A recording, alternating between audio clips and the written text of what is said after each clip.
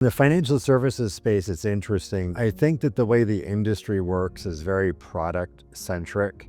It's all about the product. It's all about the portfolio. It's all about the returns. It's all about the data. It's all about the stuff in the cloud in the head, but it's nothing about being in the present. Had a couple of calls, interesting calls just now. I think the call with Alex was amazing. And it was about Alex as a coach. And Alex coaches guys in tech sales. And it's not coaching, it's really more about bringing people to the present and being present. So what Alex, the strength of what he does, of course, he came from tech sales as too, but it was a hardware tech sale. So he is, if we look at like the Colby of the world, he's that implementer is, you get the fact finder, the follow through, the quick start, the implementer.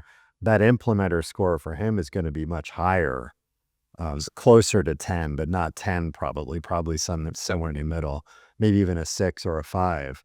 But he's a very present person, kind of like my wife, as opposed to a lot of financial professionals who, because they're in the data and the numbers and the cloud, they're not necessarily working with their hands. That's a disadvantage when you're working with people. Yeah. Is that if you're not able to physically be present, be there for the feels. And what I love about the call with Alex today is he thought I was trying to sell him something. I giggled a little bit. I heard that. He's like, no, I really just don't have the bandwidth to take on, any new projects or products and you're like, Alex, I would need you to show up, take my money, and do your thing. And then it clicked. And I heard, oh, wait a minute. Yeah, no, I can do that. That works. I've got plenty of time for that. I got time for that. Yeah. It also goes to show that people are driven. A lot of relationships are forged through product-driven pitches. Well, it's a good example of him just now in that he was thinking about the process that is going to take and everything that's going to have to happen. When I know, because I've met him before, I flew out to San Diego and met him a few years back, and I've watched his stuff and I've listened to him talk and I see how he interacts, and I know he's not the person to organize everything. That's why he has sales staff and admin. Yep. They do that. It's overwhelming to take on a new project. But when I say strip all that other stuff away, I'll bring the people. You bring yourself. Yeah. So you can be the one that's present, so you can teach everybody to be better. Yeah. And that's really all we're doing. That's what we hope as advisors, that when we show up and we deal with our clients, we hope that we're that person to them, because it's going to help everybody become more present and calm. Product is excitement. Product is pushing. Product is innovation. Product. And sometimes the best is just to be present. Yes. And to listen. It goes back to, the client that I have that was upset about Friday. It's going to end up being, he's going to just want somebody to listen to him so he can talk out his frustration with anybody. Where does he live? He goes back and forth between Louisiana and the Pacific Northwest. Gotcha. In Oregon. Yeah. It's too bad he's not closer, because a guy like that could really use the physical presence sometimes, Have you done Zoom with him? Have you ever done Zoom? Yeah, I do. So only communicate that way, right? I try to. It's very important to have that physical connection. But anyway, so then we just had a second call, and during the break, we had a call with a new potential representative to come over to the firm. What was your overall take on it? This is my prediction. I think you're going to get a phone call saying, we will see you tomorrow. It's either myself or my wife and I will see you tomorrow. It's a guy that has been searching, that has been burned a few times, that honestly, after hearing his story, is getting burned right now. He's getting taken advantage of by others in the industry, and that angers me a bit. Yeah. As I said to him, it doesn't take me very long to listen and hear your voice and understand who you are. and know that you've got a home if you want one. There's no doubt. He'll be great with clients. He'll be great with business, with life and everything. Yeah. And so, Yeah, it's his analogy. What I loved hearing him say or talk about was everything was a story. There was no answer. There was no answer to your question. You would ask him a question, and it was a pretty much a yes/no question. But his response was a story. Yeah.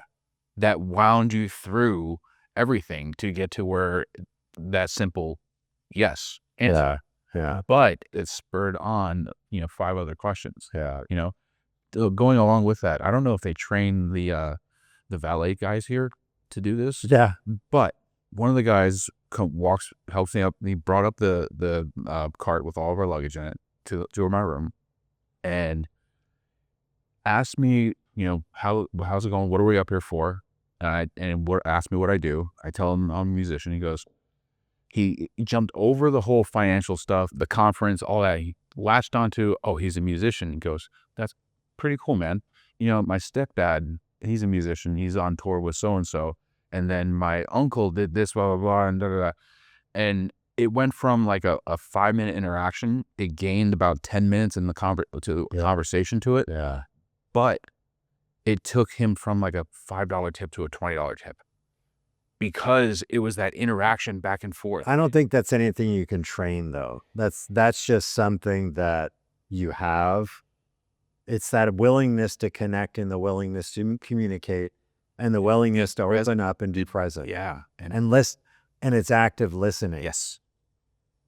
My friend Brian Davis, we were talking about a project over the weekend. He's retired Air Force. He was the head of the medical division of Air Force One, or close to it, the medical wing, before he retired.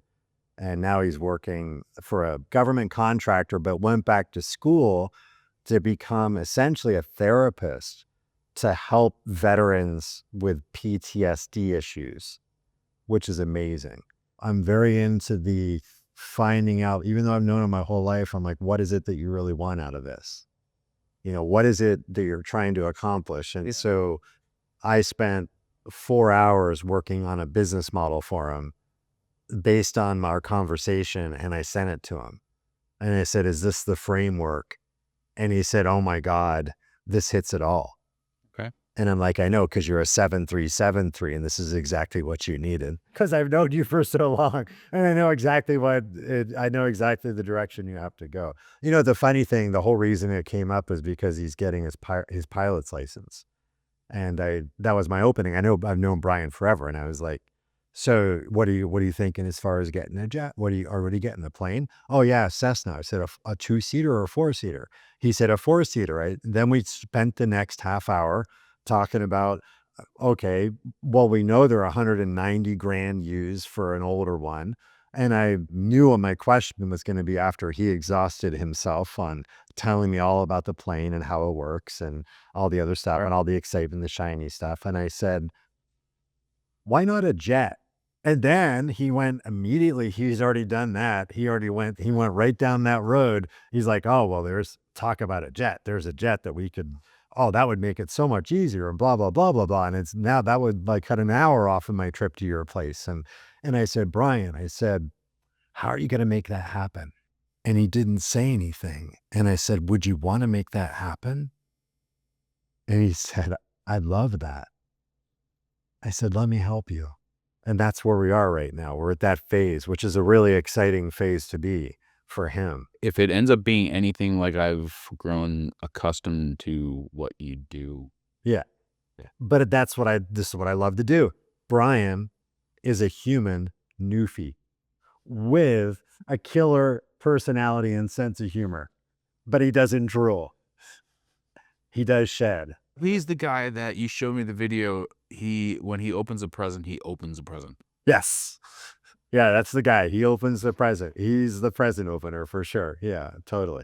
He's the guy that in his 50s, in his early 50s, decides he's going to have another family with his wife. So now he's got 2 toddlers in the house.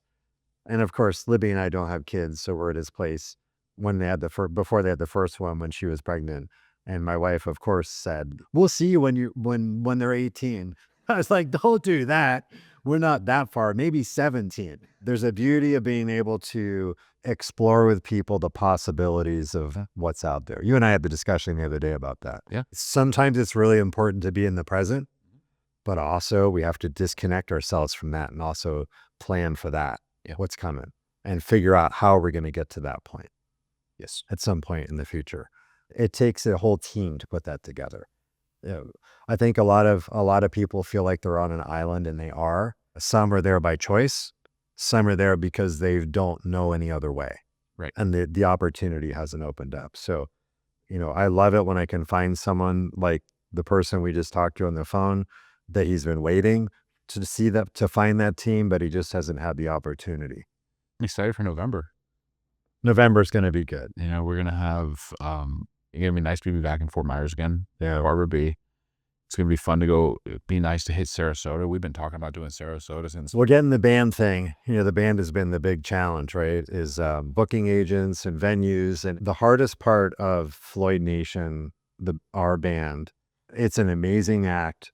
It's going to be even more amazing when the new stage production is completed by the guys from Las Vegas. Yep. It's going to be insane, Lumen and Forge. The hardest part of a band is all the moving pieces Yes. that we have zero control over.